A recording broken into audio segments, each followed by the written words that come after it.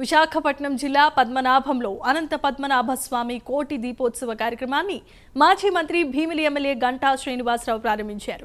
వర్షాన్ని సైతం లెక్క చేయకుండా వేల సంఖ్యలో భక్తులు అనంత పద్మనాభ స్వామి కొండమెట్ల భక్తులకు దీపాలను వెలిగించారు.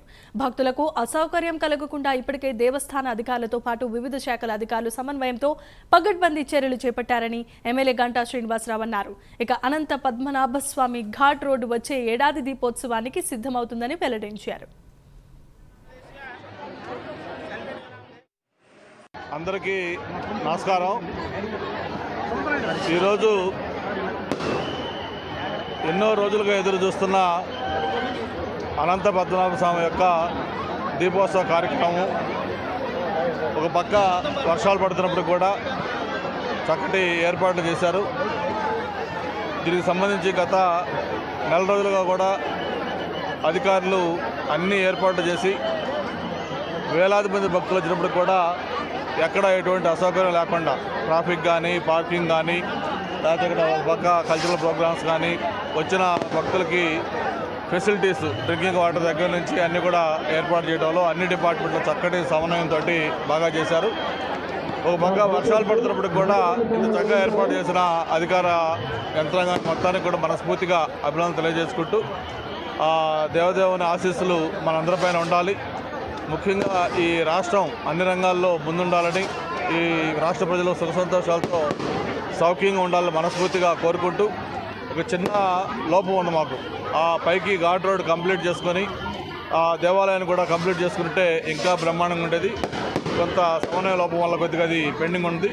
బట్ నెక్స్ట్ దీనికి ఆ రోడ్డు కంప్లీట్ చేసుకొని మిగతా కూడా చేసుకొని ఇంకా బాగా అంగరంగ చేసుకోమంటామని చెప్పి కూడా మరొకసారి తెలియజేసుకుంటూ ఇక్కడ సహకరించిన అధికారులకి అలాగే స్థానిక నాయకులకి అందరూ కూడా మరొకసారి మనస్ఫూర్తిగా ధన్యవాదాలు అభినందనలు తెలియజేసుకుంటాం. ఈ పద్మనాభ స్వామి పాండవులు అజ్ఞాతవాస కాలంలో వెలిసిన స్వామి. పాండవులు అరణ్యవాస అనంతరం అజ్ఞాతవాస కాలం ఈ పర్వతం పైన కొంతకాలం ఉన్నారు. నేనంటే ఇక్కడ ఉండడం అవుతూ లోక కళ్యాణార్థం అంతా చూసుకోవలసిన వాడిని నా చిరునాలు పెట్టేసి వెళ్తా అని చెప్పేసి కొండ శిఖరం పైన వ్యక్త అవ్యక్తగా కనిపించిన ఆకారాల్లో శంకు చక్రము నామము అనంతుడు లక్ష్మీదేవిని పెడుతూ నాకు అనంతుడనే వాడు ఇష్టమైన వాడు.